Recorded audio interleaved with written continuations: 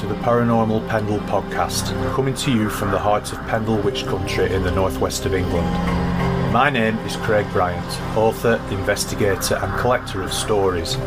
Join me as we take a journey into the paranormal, UFO sightings, cryptozoology and big cats. This is the Paranormal Pendle podcast.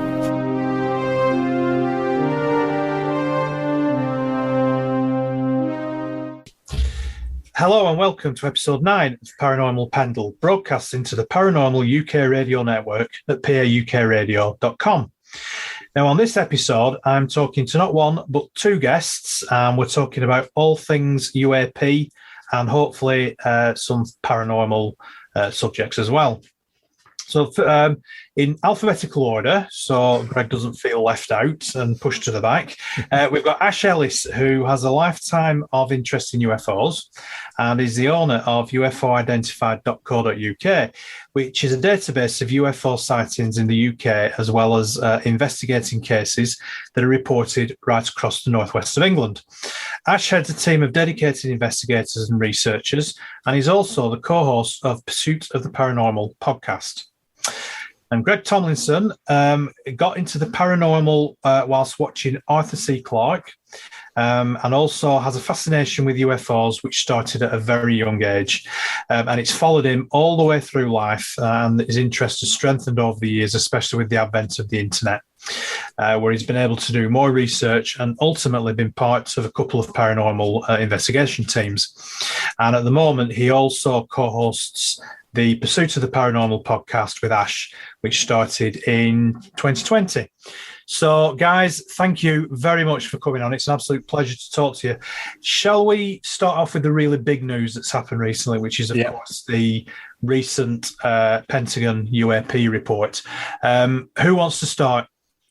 It's you, Ash. Yeah, I guess that is your baby. Yeah, that's UFO stuff's more my domain. Mm-hmm. So I think it was last August when they first requested this sort of information as part of the fiscal bill for 2021. So we've been quite a long wait. And obviously, it was signed into law in December, and then they had 6 months from then to produce this report. I think from the start, most of us knew that we weren't going to get much from it. It's been saying for 50 plus years they're going to tell us what they know, disclosures come in, and then nothing ever happens. They give us bits to keep us hanging on, and then nothing actually comes off it. So when the report dropped, which was about 10 days ago now from recording this, late Friday night, and this report dropped in the UK, and read the 9 pages pretty quickly, and my initial thoughts were there's not much in this. They've left out the previous 60 years of UFO history and gone just from 2004. We've been having these unidentified occurrences within military training areas, being caught on radar and other sensors. And basically, out of the 100 and so that they've captured, there's only been one they've been able to identify. So there is some good stuff in there. They are saying that they are capturing unidentified anomalies on radar, and they're categorising it as these different categories where it could be whether like just balloons, birds, just glitches on the software, and then it could be other, which encompasses quite a lot of things, but one of them is that it's advanced technology by either other governments or what they call foreign adversaries. It doesn't really say too much. Obviously, they stay clear of saying anything possibly otherworldly or non-human. I think this on purpose, they've stayed clear of mentioning that. But for me personally, I know the UFO community has been quite split. Some have really loved the report and it's a big step and going forward. But the other half are saying there's nothing new in there, which there isn't for people that are embedded in the field. There's nothing new in there. We knew all this stuff was happening. We knew that they were looking into it. We knew they were investigating it anyway. They always denied it. But there's some good points to it that they do want to have a more streamlined process. They want more money to do it, which is, to me, is a fundraising exercise, which can only be a good thing. But then my concerns with that is if they do have these more reports and these more investigations into it, are we going to see any of it anyway? So that was my initial take on it. How do you think about it, Craig? So, we discussed this the other day as well, me and Ash, and I'm more of the mainstream person, the lay person, as it were. I obviously have an interest in UFOs and UAPs, but that's more Ash's side of things. So I've looked at the report more as a normal person, as it were, a man on the street, and I quite liked it. I quite liked that. It was quite short, so that was quite good, and I didn't have to wade through loads of jargon and whatnot. But I think the fact, like Ash just alluded to, I think the fact that there was this other category that speaks quite loudly to a normal person. It's like, well, if you don't know what it is and you're lumping it under other, what's, and then you're asking for money. So you want to investigate it, or there is a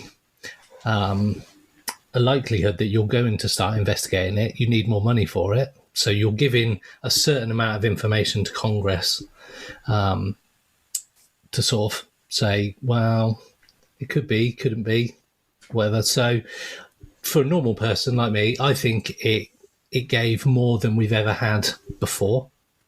It's the fact that somebody's come out there and said, actually, there is this other category. We don't know what it is, but it goes in there. So I think, personally, that's quite a big step. And there's not many first world governments that will come out and say that. I know, like Chile and South America, they're quite open, some of the air forces, with the information that they give out. But for, like, US and European stuff, that's quite unheard of, I think. But yeah, I think what they didn't say outweighed what they did say. I think they could have gone a bit further, but yeah. So do you think there's more to come then? Do you think there's going to be more reports? Yes, and the reason I say that is that it'll be a slow drip feed again. It always has been a drip feed of information. I think this is one of the bigger drips, as it were. But as soon as that money starts rolling in, and they go, well, we need this money because we need to invest in technology that we can try and find out and study these things more. As soon as money gets involved, people take an interest. So, like, all these wars in different countries, there's such a big money machine that why would they want to stop a war when it's bringing in so much money? I know that's a different way of looking at it, but as soon as they open a tap for some money, they'll just drip enough that they can get a little bit more in, a little bit more money. That's my personal opinion. I mean, the dates are interesting to me because they've basically said, like, okay, we've got a blank slate and we're starting from 2004. Which is the date of one of the first 3 videos that were leaked in 2017. So in the cynical side of me says that they're only saying from 2004 because we already know that information's out there, so they have to go 2004. So their hand was forced because them videos are already in the public domain. And go on. And you got David Fravor coming out on Joe Rogan and all the podcasts, and he's the guy from 2004. They, like you say, they were forced to do that. They had to choose at least that date had to be in there. So if the earliest video that we had was 2010, then the report probably would have been from 2010. There's been 50 of these sightings, and that have been unidentified so far. So that's my sort of cynical side of it. Is they're only telling us what, like I said, what we already know. That is from 2004. There could have been lots before then, but they've not been leaked. We're not aware of them, so they're just not mentioning them. And then obviously, going back to the money side of it again, Jeremy Corbell is one that's releasing lots of these videos with George Knapp. And you got to ask the question is, who's leaking these videos to him? Are the government or the military purposely leaking the videos so that they then have to come out and say that they're theirs and they're real? To then say we have to investigate it, so we need money. It's just, I think with anything with the government, there's always going to be questions. And even if with the US government coming out and saying UFOs are real, UAP is real, there's always going to be like the doubt because it is the government saying it. there's always going to be a doubt there too. I don't think we're any closer to disclosure or the truth than we're just not anywhere near with them what we were before. So do you think then that the American government, and let's go right to the top of government, the president, whoever that may be, do you think that they, whilst they're in office, they are told the truth? And so obviously when they leave office, they are bound by whatever their equivalent of our official Secrets Act is. So for instance, could Donald Trump know the truth? The horrendous thought that it is. But could he have been told the truth about UAPs or, stuff that obviously isn't in the report, which is a lot more detailed? Or do you think that this is genuinely as much as they know? Or do you think they are holding stuff back? Well, I believe the full report was something like 70 pages and it's full of videos. And I think one person described it as like a sci-fi movie with all these videos in. So, you'd assume that the president would have access to that side of the report. In terms of whether they're told everything, like when they first come into office or whatever, I don't think they would, because I think with presidents, you get 4 years, sometimes you get 8 years. They're very short term. Whereas I think these projects and the people running these projects are there 20 years, 30 years. And there's the black budget money. There's what they call the black government sides, the sort of black projects that you don't hear about. I think they're above anything that sort of even the president's told. Because the short term, they're there for 4 years, sometimes 8. And there's something, anything new would be coming out with any president. That's just my personal thoughts on it. What do you think, Greg? I think the same. I think it goes way above the president. He's just, or she is just a pawn in the politics game. They're there. One person can't know everything. So you've got Congress and you've got these people that are there for life. Like Ash said, they outdate every president term. I think they probably know enough to stop them talking, which is probably what's just come out in that report. Yeah. We know stuff. We don't know what it is. We keep looking. Yeah. Then that kind of sort of... Because the problem you've got is you've got a president, Donald Trump, for example, who stands on a stage and you don't know what he's going to say at any given moment.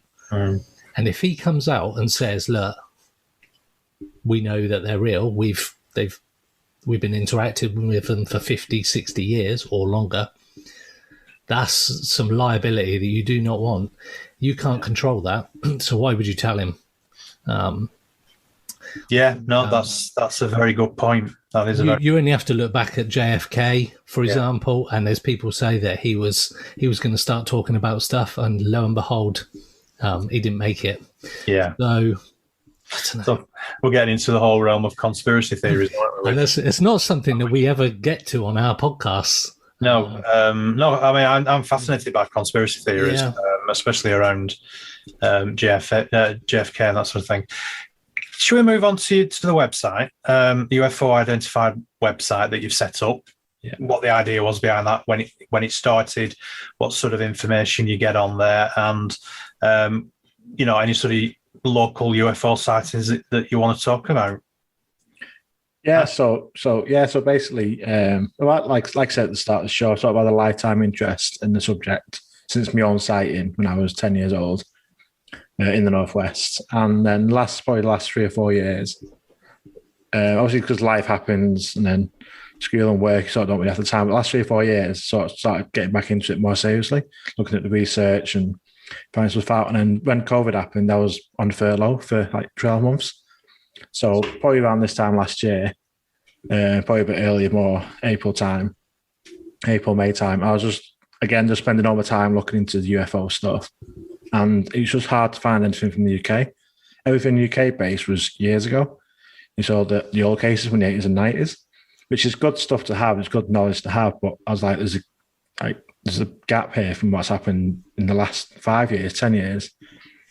So that's sort of the idea behind it, was to try and fill that gap, was to look at it from a UK perspective, but modern times, because everything you hear is America. America's got all these task forces. America's releasing all this information. This has been happening. This is what's happening now in America, whereas there's literally nothing for the UK. So that's why the website was set up, to sort of try and fill that gap of modern UK sightings, like basically from 2020 onwards. So I set up the website and the Northwest UFO group to basically mainly focus on the Northwest, because that's where we're based, and we can get out to any local sightings that get reported. But also, we also do concentrate on UK sightings for the whole of the UK. I think on average, my website receives around 10 sightings a month reported to us from across the UK.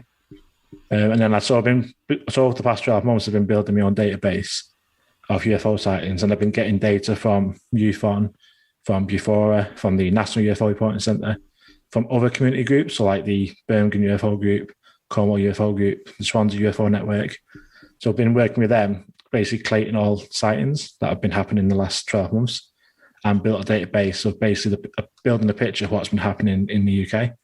And I've been doing monthly reports, looking at the data, what's being reported, where it's being reported, most popular days, what's being seen, and then just collating it all for just for information purposes, really. So you can go on the website and you can see what's been reported, where the hotspots are in the UK. Because if you ask on the UFO group where's the hotspot in the UK, there'd be 40, 50 places get listed, and because they have been hotspots over the years.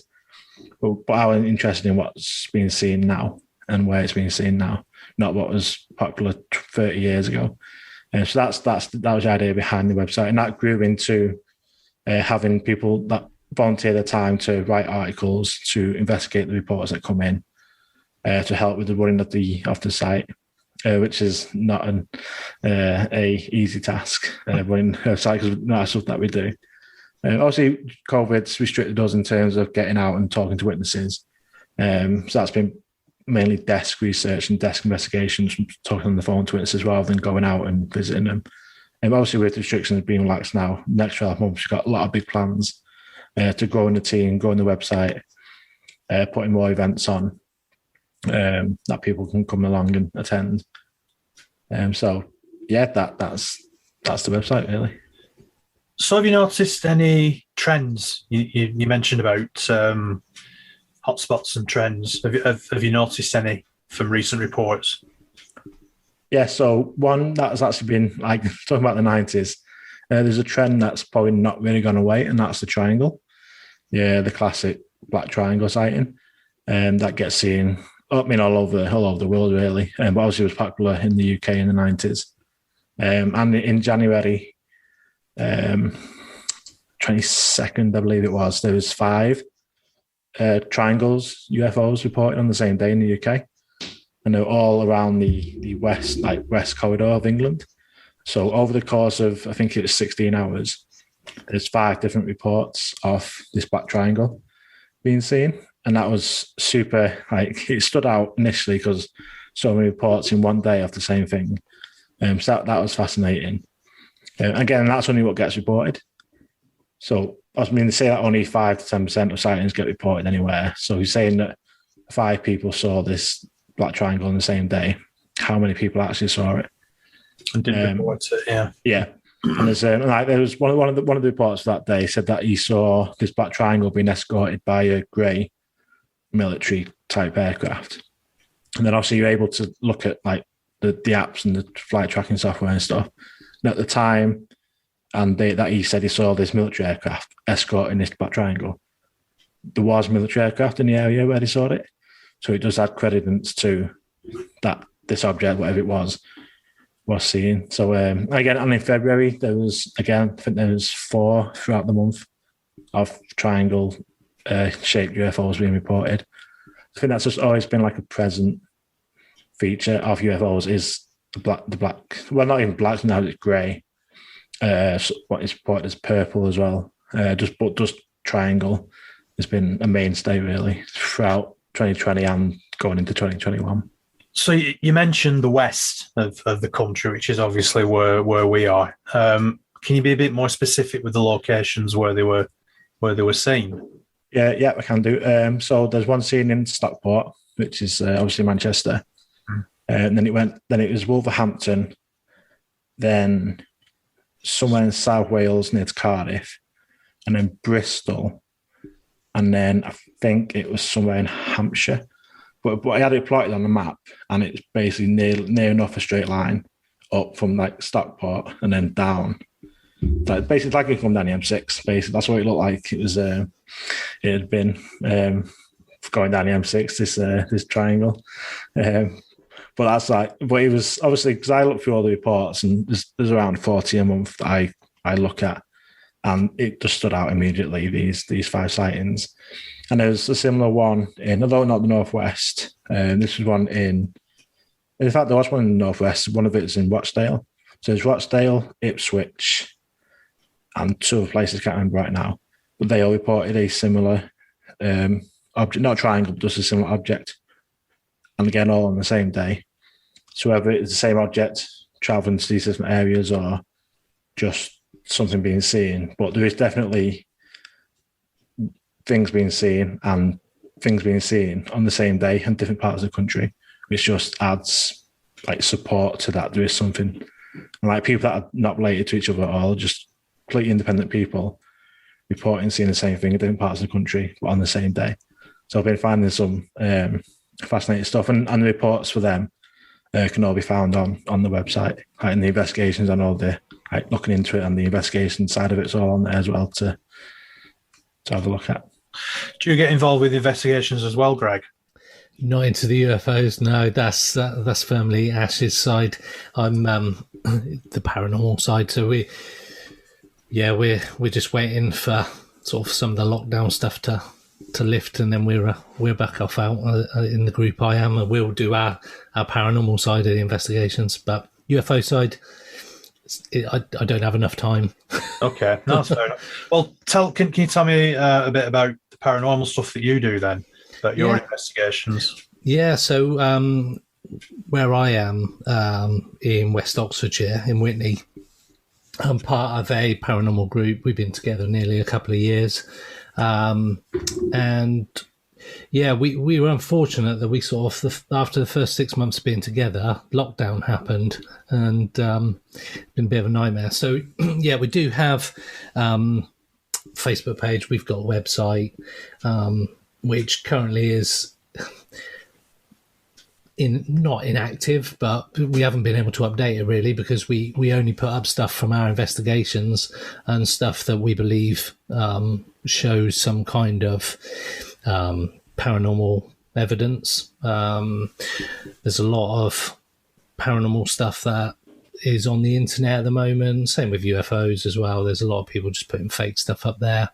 Quite a lot of bad fake stuff up there. Quite a lot of stuff that is it's just not even paranormal. And where people will question it, like myself, I'm happy, and this is exactly what my team do. We will repeat something that we've done that's caused, say, a knocking sound. So if we've asked a question and a spirit or whatever, there's been a knock or something's reacted to the question, we will then ask the question again, maybe a slightly different way, so that we can replicate the evidence. Because once, it could just be coincidence. You're in an old house multiple times. Like Ash said, you've got multiple witnesses, multiple different times, then that adds a bit of credibility to what you're doing. So yeah, that's our aim really, is to try and capture stuff that you can't, or we've been unable to debunk. That's essentially what we try and do, is debunk our own evidence and get to the point that whatever you're left with at that point fits into potentially the other category, like we mentioned on the report. So so we're just a small team, we're just waiting for lockdown to finish. We've got loads of investigations in properties that are old, that nobody's been investigating in before, that we've been lucky enough to have contacts that have allowed us, or will allow us, to go into those places. So yeah, it was an exciting time coming up because we'll be back on the road, as it were. So, what will be your? I mean, pre-COVID, what will be your standout investigation so far? Then, so we investigated in a local. There's a shop in a local town near us, and due to the nature of the person who runs the shop, we're unable to say what shop it was. It was an independent little place. Lots of things happened there. We've got it on our YouTube channel, all the stuff that we gathered. At one point, I walked through a corridor and smelled a smoke, like heavy smoke. And I used to be a smoker, so I know what that, and be around my parent, well, my dad who used to smoke in a football club. So that it's quite a distinctive smell, isn't it? I walked through this hallway from one room to another, smelt it, turned around, told everybody, and I walked back and I never smelt it after that. And then we've got it on video of us talking about tea parties and such like, because it was felt that there were some spirits of children there. So we were talking about a tea party, and one of my team members mentions about coming to a tea party, and then you can hear footsteps running towards the microphone. It's very weird. Same place as well that night. We've got light anomalies on camera, but not like an orb kind of like an orb going across the screen, which could be dust, could be all sorts of things. But this actually, it looks like an orb, a blurred orb, but it goes behind a chair. And you can see it go behind the chair, and I slow it down multiple times on the video. Unable to explain what that was. Didn't see it at the time, so we couldn't replicate that one. So that's an unknown thing. But yeah, quite a lot of weird stuff. Weird stuff has happened, along with voices on. We use a spirit box. I don't know if you know what a spirit box is. Yeah. So we've got this spirit box, and we were asking loads of questions. It named one of the team. It gave a load of information about why it was in this particular room. But it's all subjective, some of it. But the words are clear. It's clear, intelligent responses to the questions, rather than just random yes, no type things. So yeah, that was a really good investigation. You can check out on our YouTube channel, which is Windrush Valley Paranormal. Loads of videos on there as well for some of our investigations. So yeah. So would you say that the area where you live is quite a hot spot for paranormal activity? Yeah. Why do you think that will be then? Why do you think that's particularly strong in your area? So we're just down the road from Oxford, which has got its own history. We're down in Witney, and there's on the estate that I live on.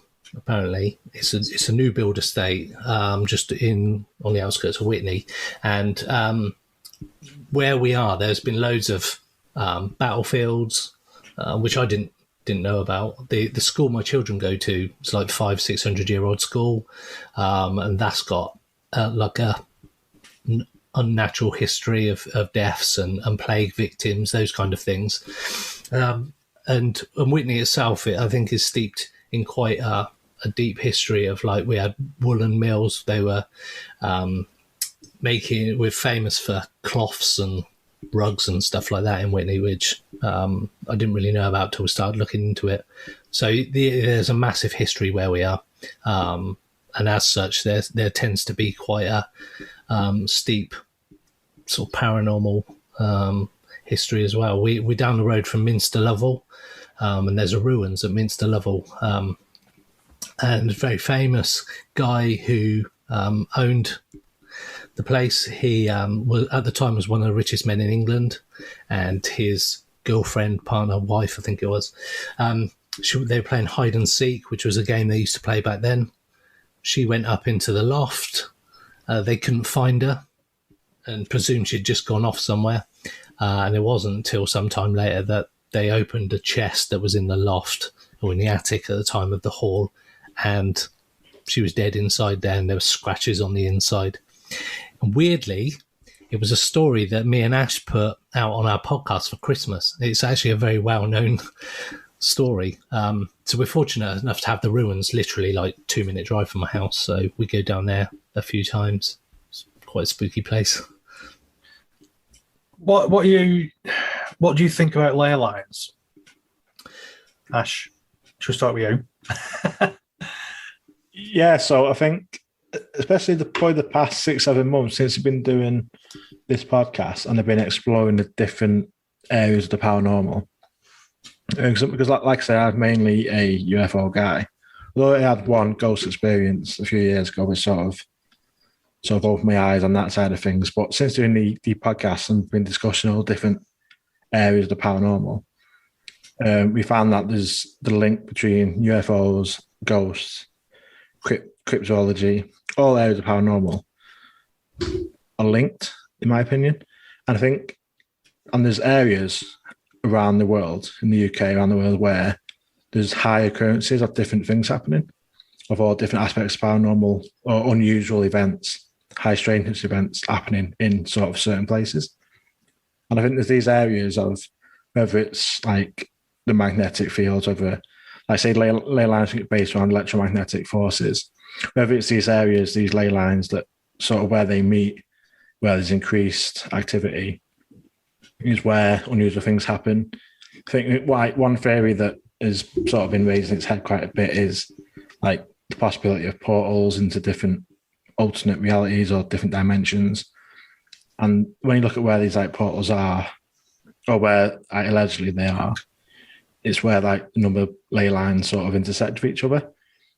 So I think, especially like from the work I've been doing the past 7 or 8 months, I think that's what it is. That is, I'm a lot more open-minded to sort of that being a possibility. Whereas 12 months ago, I'd have been, what are you talking about? But now I'm like, it actually makes more sense than a lot of stuff that we know, and it would explain a lot of instances and a lot of events that happen. I think, and the fact that there's history with these places that go back like hundreds, thousands of years, like all like ancient ruins and ancient monuments are all linked along ley lines. I think, and we've obviously in the past when they wouldn't have been able to have the technology to do anything else, I think they would have been possibly drawn by the natural energy that you can feel around ley lines. And that's why these places become sacred areas where they build like Stonehenge and Glastonbury Tor, places like this, is because there is an energy there. And I think that if something unusual is coming in that area, it's because of this heightened energy. So I guess that's my take on ley lines. Yeah. No, that's very plausible, and I agree with everything you said there. What about you, Greg? What do you think? Yeah, exactly the same as Ash. Ley lines had been stuff that, being from the paranormal side, had been bits that I've been involved in part of the investigation. So I've been to a place called the Ancient Ram Inn, allegedly one of the most haunted places in the UK, and several ley lines intersect underneath it. There seems to be a lot of paranormal activities, like Ash mentioned, with places that are near or on ley lines. We spoke to a guy called John Edmonds from Stardust Ranch in America, which is, if you haven't heard the story of him, it's completely... Had I not known about the subject, you'd have said the guy was completely insane. But the more you talk to the guy, the more you understand what's happening, and the whole paranormal field and UFO field, it all makes sense. This guy says that he has portals open up on his ranch. Creatures come out and he interacts with these beings and these different entities. But he also mentioned that he was on a ley line, and there's a ley line that goes past him to other places in America. So who knows? It's something that seems to have some kind of draw to a lot of paranormal and UFO events. So I think people use dowsing rods. I've used a dowsing rod, and it's a very strange thing to see happen. And this thing move with water. It happens with ley lines as well. I don't think you can discount a ley line. I think that definitely got important part of all the things that are happening through history. I think are definitely have ley lines involved somewhere. So you interviewed this guy for your podcast, Search for the Paranormal podcast. How did that start? How did you decide to do that? Did you realise it would take up as much of your time as it does? Because I know when I started this, I didn't realise at all. Who's your favourite guest that you've had on so far? And who do you hope to get on in the future? Do you want to take how we got started, Greg? Yeah, okay, yeah. So this time, and towards the end of last year, during last year, me and Ash separately play poker online. Didn't know each other before. We became admins of the same poker group on Facebook, and we're just interacting as an admin group, just doing all the bits an admin has to do on a Facebook group, which can be quite time consuming with some people and some groups. But I think Ash put up. Did you put up? I think you put your website and said, just go on my website and have a look at it. Yeah, just randomly in the admin group chat, and I was like, oh yeah, I'm into UFOs and whatnot. We had a bit of a chat, and then I messaged him. And we were just chatting on message just about UFOs and the ghost stuff. And I was like, you know what? I fancy doing a podcast. I've always wanted to do one. Should we do one? And like literally 2 weeks later, first episode was up and running. And as you just mentioned as well, it can be quite a time consuming thing. And people don't realise quite how challenging it can be. And so I think it was 2nd of December. 2nd of December was the first episode. Yeah. And we quickly realised how time consuming it was when we started editing the thing. And we were doing it together, and the amount of blooper reels we've got of offcuts of things that we've said. We were just looking at each other on the Zoom call and just start laughing and not even talking. But we've been fortunate enough that every Tuesday since the 2nd of December, we've been able to put out an episode.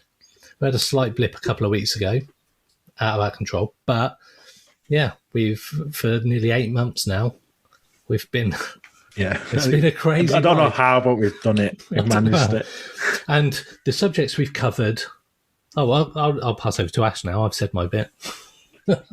Yeah. It's like Greg said, we've literally, apart from 1 week, we've had an episode every Tuesday. And we don't phone them in either. It's genuine guests. We do lots of research into the topics that we're going to be talking about. It's a lot of work getting guests on. Basically from all the world, we're up at 2 a.m. interviewing someone from America because of time differences and stuff like this. So a lot goes into, as you found out, a lot goes into doing this. There's a lot of reasons why people give up. And I feel the average podcast is 7 episodes because people give up because they don't realise the amount of work that it takes. But in terms of guests, we've had all topics. Obviously, with my UFO interest, we sort of had it so we'd have half UFO episodes, half sort of other paranormal, and sort of swap between that. Which is kind of worked out pretty well. Some of the subjects we've covered we've never even considered. We had a guy on recently talking about demonology, and that actually turned into how demons are actually aliens. And obviously 100 years ago, demons were what we now call aliens, and alien abduction and things like this. Again, that's just another way how you wouldn't ever link demonology with UFOs, but again, another example of that link between the two subjects happening. And in terms of guests, I think my favourite has, apart from yourself, Craig. Obviously. You have to say that one. One of our first guests as well, so appreciated that as well at the time. Nerve-wracking being on both sides of it, I tell you. Yeah, definitely eye-opening, being on both sides. But I would say who we mentioned then, John Edmonds. I wasn't too aware of him. I knew Greg's been into it quite a few years. His story's been going on since the 90s. And he so basically, a lot of people heard of Skinwalker Ranch. Yeah. He's got his TV show, and Bob Bigelow. Apparently, Bob Bigelow was trying to buy his ranch before Skinwalker because of what was going on at Stardust Ranch.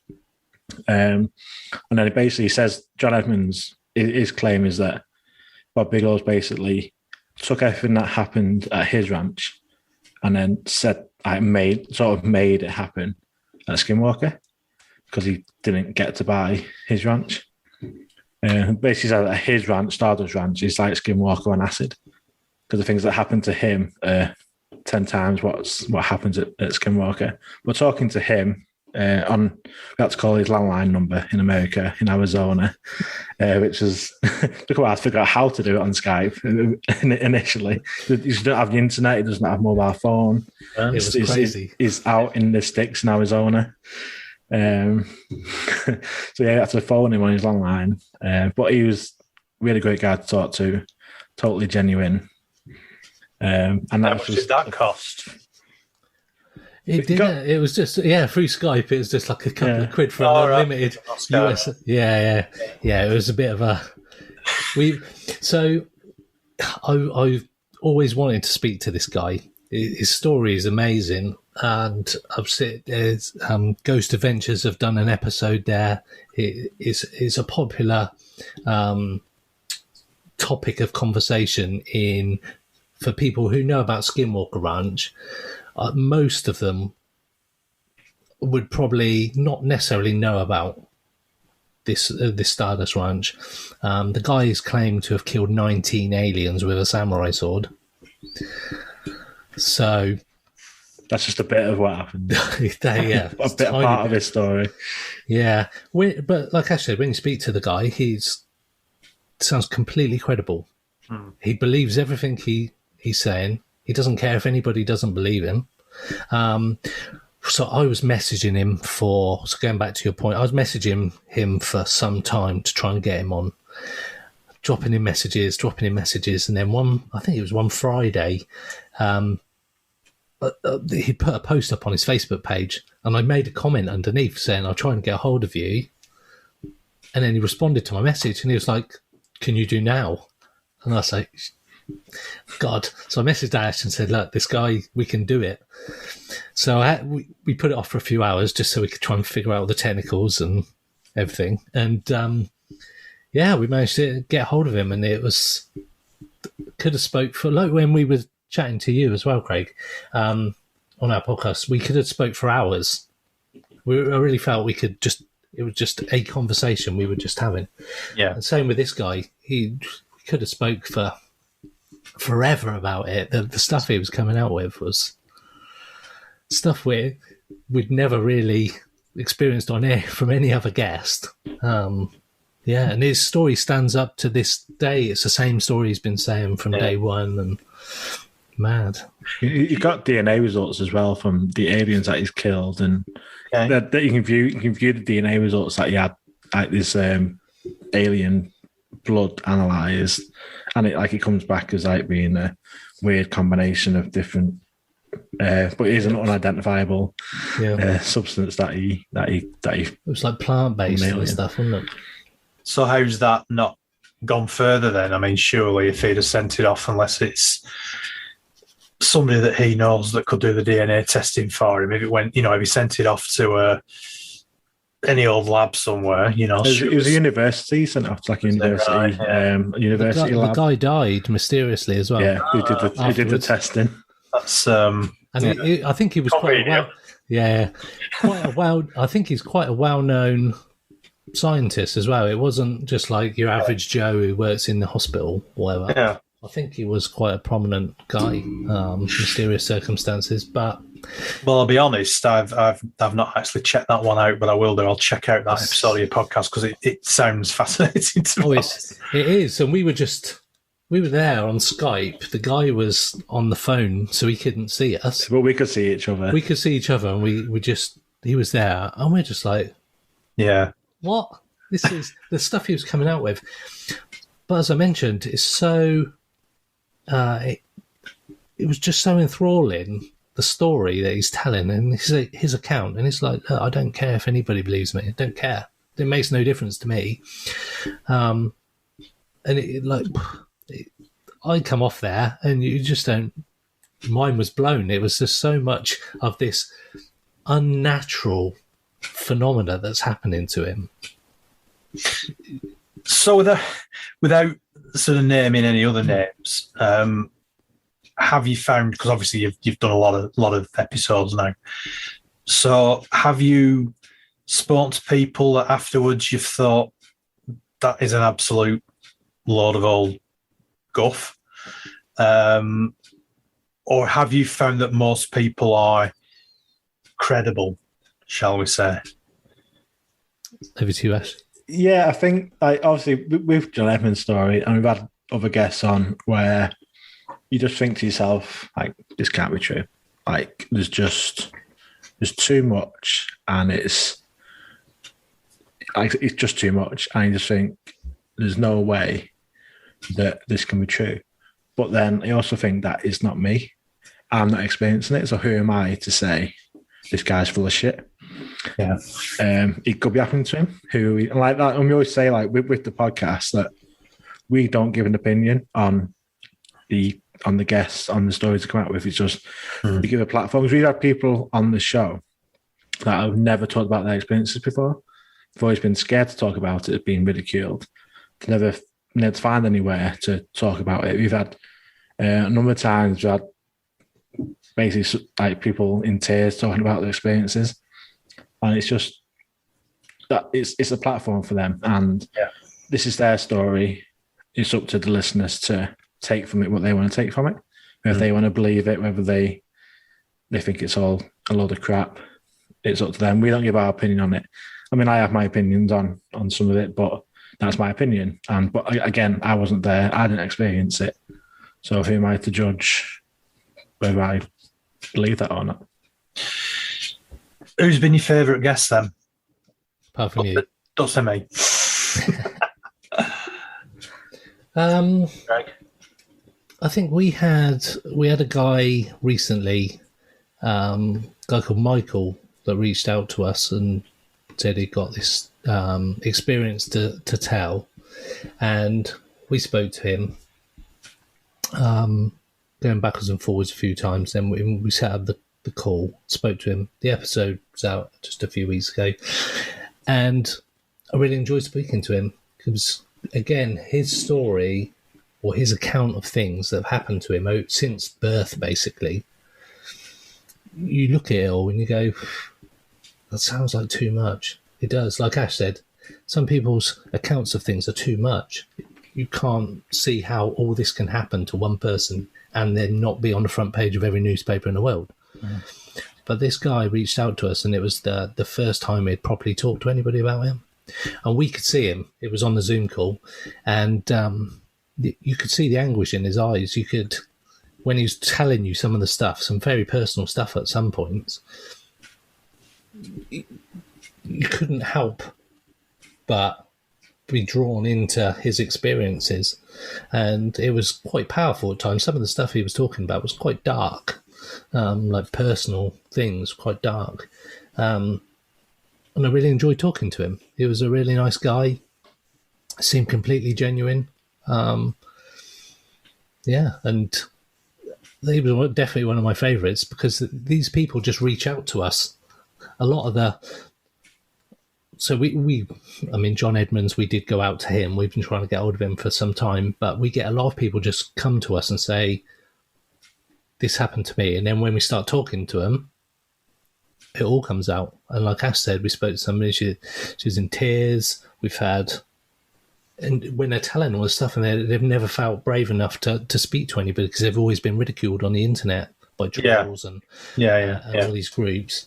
And of course, a lot of the stuff's very personal, isn't it, as well? So, and it can be quite emotional as well. I mean, I know, from personal experience, things that happen to you can be very emotional. And obviously talking to, with all due respect, relative strangers, which we are when we're talking to these people, it can sometimes be quite difficult to bring the stories out of them, really. And I think the fact that they do open up to you is great. It's great on your part that you can bring that out of people. What about you, Ash? Who stands out for you? Apart from John Edmonds, we had this is where I got, remember his name. Danny Moss, is that his name? Yeah. I hadn't heard of him. He has shows on Amazon Prime and other streaming services. He's like a ghost paranormal investigator. Okay. And I hadn't really heard of him before, so I watched a few episodes in advance of talking to him. And that's what he was, again, really great to talk to, open, and some of the stuff that he had done, both as part of his show and both just him, was just fascinating and really sort of helped me sort of see more into that side of things rather than the UFO side of things. Because like I say, that side of it is more pretty new to me. But talking to him and some of the other people on the more paranormal side made me want to get into that side more, to do my own investigations, go on my own, what they call ghost hunts or whatever. Greg's got some of the spirit boxes and other equipment that I'm keen to get out with Greg, because me and Greg never actually met in person. We barely knew each other before we started the podcast. Yes. It's a long distance romance, is that? Yeah, definitely. Like 200 miles apart. I did often wonder actually how you two guys got together doing this, because obviously you're in Oxford, Greg, and Ash, you're in Warrington, is it? So I was. I'm in Manchester now, but yeah, in Manchester, right. But yeah, I mean, even so, it's still quite a distance, isn't it? So who would you really like to get on then? Who are you chasing? Who for both of you would be your ideal guest? Go on, Greg. I'll ask you that one first. So there is a person that I would love to have a chat to, David Icke. Now, David Icke is one of those people, certainly over recent times, where he's quite divisive and people either like his stuff or don't. But I started reading some of his books about 15 years ago or so, and some of the stuff in there is quite an eye-opener. And it is more conspiracy-based, but he also talks about... which is one side I'd like to speak to him about. Everybody's everything's based around love and light, and that we go to this place that when we leave our bodies, where we're just a light energy. And he was speaking about that years ago when I was reading his books, and some of the guests that we speak to about paranormal stuff, they talk about lights, and we spoke to a guy who claimed that he was almost the sort of the entrance and messenger that people would go to when they pass over to say whether or not they fulfilled everything in their life before they go up to heaven or onwards. And he was talking about lights and energy. So, David Icke would be definitely one for me. Just, I think it would be a great conversation. Some of his stuff he's talking about COVID and that, I'm not that interested, but his other stuff, definitely. Ash? For me, this is on. I did try and reach out to him during the start of the podcast, because a lot of times social medias are managed by companies rather than them, so it's quite hard to get hold of him without having to go through agents. His agent did get back to me and say he's a bit busy in a minute. It was Nick Frost, and it's at the time it's when True Seekers was coming out on Amazon. There's been a massive fan of Nick Frost and Simon Pegg since Spaced. When I was a teenager, just grew up on all their stuff, their shows and the films. And I know that they're big into this side of things, like the unknown paranormal stuff. So for me, it definitely would be Nick Frost, and I think I'm due to try again. with his agent. I think a lot of it's with timing. Yeah. That'd be quite a coup, that, wouldn't it? Yeah, definitely. I think the most famous person we've had on is probably Joe Wood. Yep. She's quite fun to talk to as well. Yeah. She has her own podcast, and she had some crazy stories as well. But she's fortunate enough to be in a position of being an ex-wife of one of the Rolling Stones, and so she had Robbie Williams on her podcast. She's had all sorts of celebrities that have had experiences. So yeah, but she was an interesting character. Tap her up for a few contacts then while you were So when's Robbie Williams coming on your podcast? We have tried Robbie. We have tried. Well, you've got to keep trying, haven't you? You've got to keep pegging away. No pun intended, and just keep moithering these people until they either block you or crumble. It's either one or the other, isn't it? Yeah.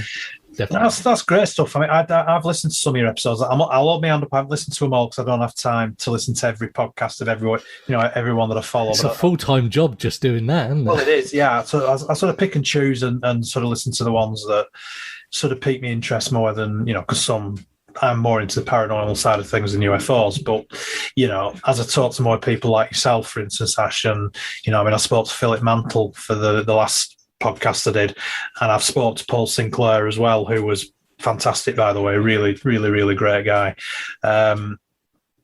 And the more that I talk to people like that, the more interest I get into the UFO side of things.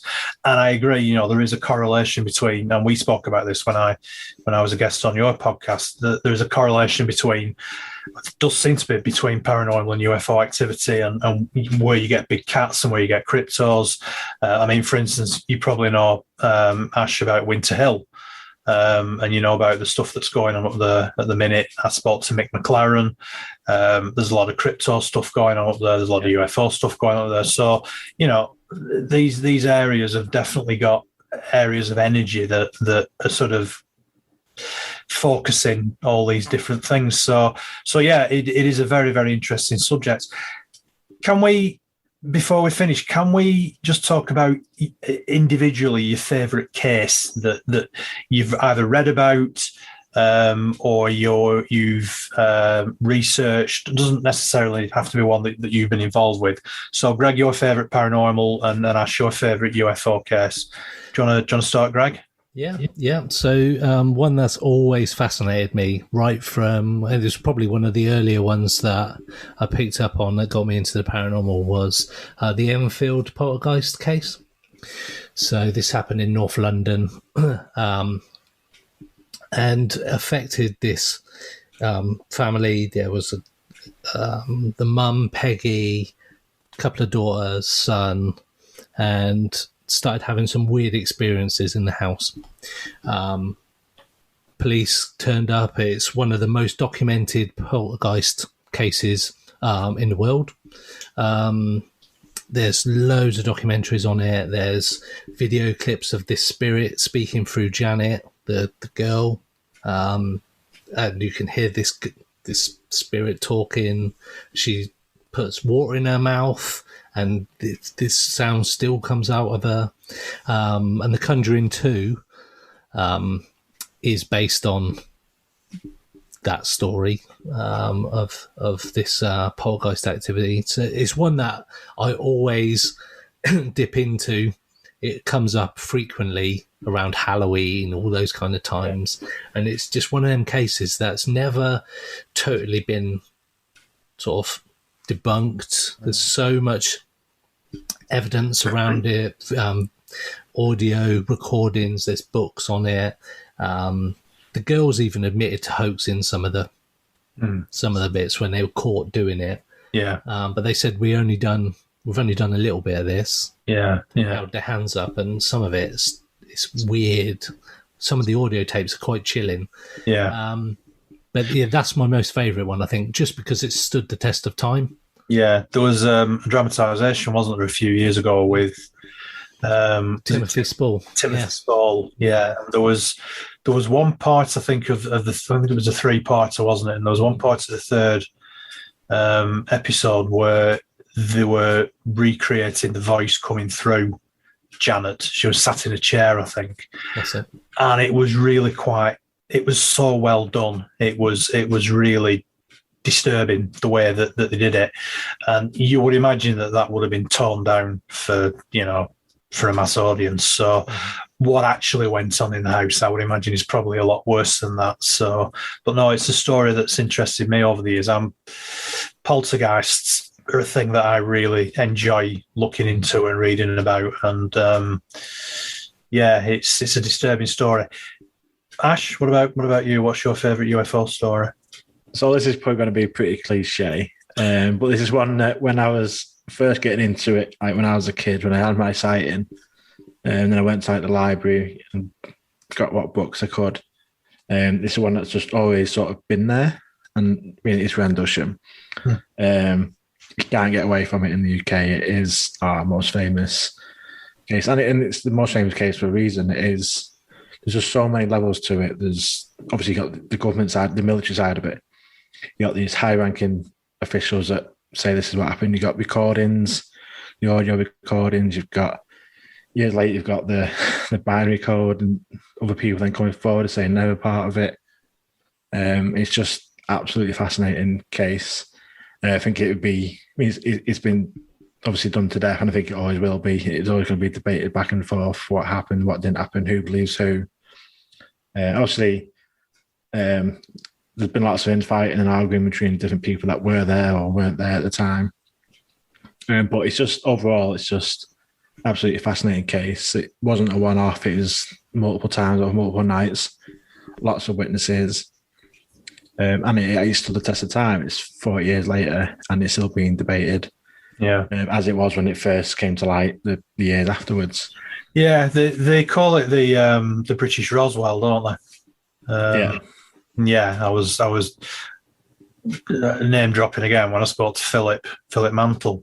I asked him about Rendlesham, what he thought of it, and he had some interesting ideas on it. And you're right, Ash, it's a story I think that will continue to rumble on because there's so many people have got so many not differing accounts, but they're not all the same accounts. There are always people coming forward with new aspects to it, even 40 years on. So, and of course, that area down there on the East Coast is just absolutely rife, isn't it, with all sorts of UFO activity. So, great stuff.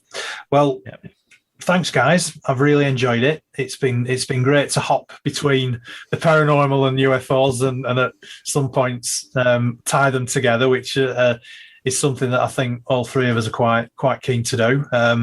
It's been a pleasure to talk to you. Thanks very much. Good luck with. I don't need to wish you good luck with your podcast because it's fantastic. It's been going for many episodes now, and you've had some great guests on there. So if any of the listeners to this podcast have been daft enough not to listen to yours, and they need to go and find it, and they need to binge listen because it's a great thing that you've done. Just very quickly, do you want to just remind us of where we can find you on the internet and on social media? Yeah, well, the podcast, like I say, is called Pursuit of the Paranormal Podcast. It's on all the main podcast streaming platforms. I've got their own website, which is pursuitoftheparanormal.co.uk, and we've got the same name on Facebook, on Instagram, so you can reach out to us there.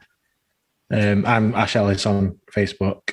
Greg's Greg Thomlinson, so you can find us there. If you want to just reach out, let us know. But yeah, thanks for having us on. Yeah, thank you.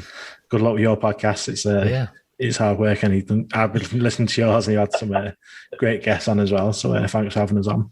Thank you. Thanks, guys. Been great talking to you. Thank you very much. Bye. Speak soon. Thanks to Ash and Greg for coming on the podcast. I hope you've enjoyed it as much as I did. Remember to go and check out their Facebook page, and while you're at it, you can check out my Facebook page, which is the Shadow Man of Accrington. Also, have a look at my website, which is www.craigbryant.co.uk, where you can find details of all my social media accounts, my book, and also this podcast. Thank you for listening. I hope you've enjoyed it. Stay safe, and remember to keep watching the shadows.